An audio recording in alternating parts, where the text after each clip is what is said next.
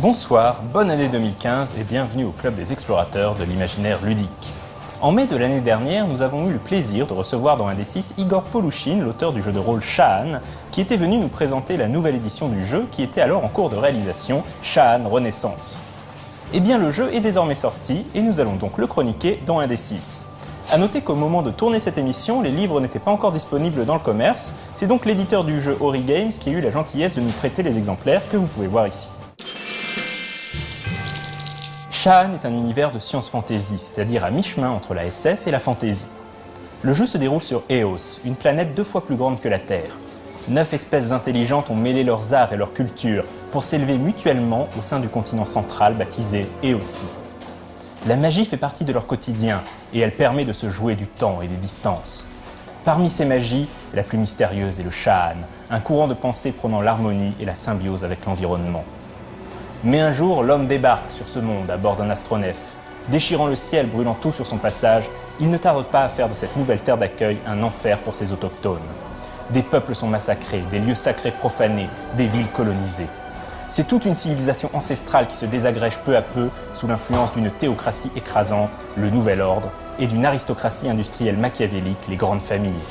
Les prêtres shahanistes sont persécutés par les humains en raison de leurs croyances hérétiques. 250 ans plus tard, le pouvoir humain n'est plus ce qu'il était. Les luttes intestines, la corruption et les noyaux de résistance organisés le rendent inopérant au sein des provinces les plus éloignées. L'Éosie renaît peu à peu de ses cendres.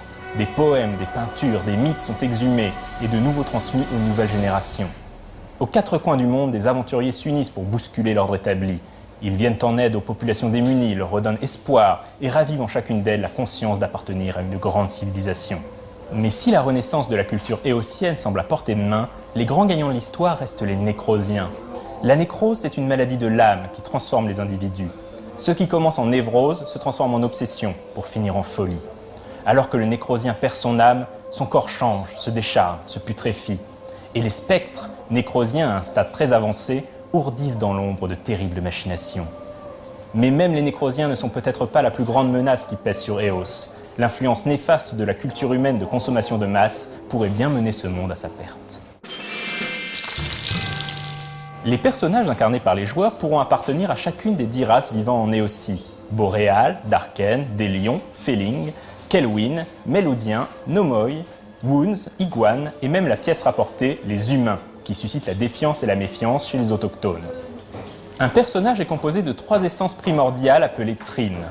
Le corps détermine tout ce qui a trait à la physiologie de l'individu, de la coordination à la résistance physique, en passant par l'agilité ou l'adresse manuelle et l'adaptation aux éléments qui l'entourent.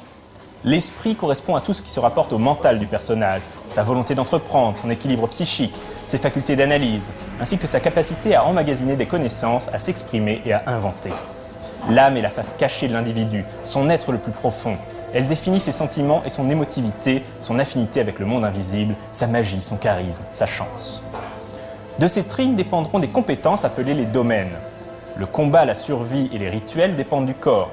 Le social, le savoir et la technique sont liés à l'esprit. La magie, les arts et le Shahan sont le reflet de l'âme. Enfin, la nécrose est un domaine un peu particulier, puisqu'il regroupe toutes les aspirations peu reluisantes d'un individu, ainsi que ses névroses. Le système de jeu de cette nouvelle édition tranche radicalement avec celui de la précédente. Dans la première édition de Shahan, le système était en retrait par rapport à la narration et au roleplay, tandis que le nouveau système est une partie essentielle de l'expérience de jeu. Les actions des personnages sont résolues à l'aide de 3 dés à 10 faces. Les dés doivent être de couleurs différentes. À chaque dé est associé un trine, idéalement le dé de corps est rouge, le dé d'âme est bleu et le dé d'esprit est jaune. Lorsqu'un personnage tente une action, son joueur effectue un test de domaine en lançant les 3 dés de couleurs, corps, âme et esprit. C'est au meneur de jeu de décider quel domaine peut être utilisé pour résoudre l'action que tente d'effectuer le personnage. Le score du test de domaine permet d'évaluer le déroulement de l'action du personnage. Plus il est élevé, plus l'action aura de chances d'être une réussite. Une des subtilités du système de jeu de Shahan Renaissance est sa gestion du facteur chance. Selon le domaine testé, l'un des dés lancés sera désigné dé d'action. Il faut obtenir sur le dé d'action un chiffre qui soit le plus élevé possible, tout en restant inférieur ou égal au niveau du domaine testé. Si ces conditions sont remplies, le résultat du dé d'action est ajouté en bonus au score du test de domaine. Pour savoir si une action est réussie, le score du test de domaine est comparé à la difficulté de l'action, qui est fixée par le meneur de jeu et peut aller de 0 à 9.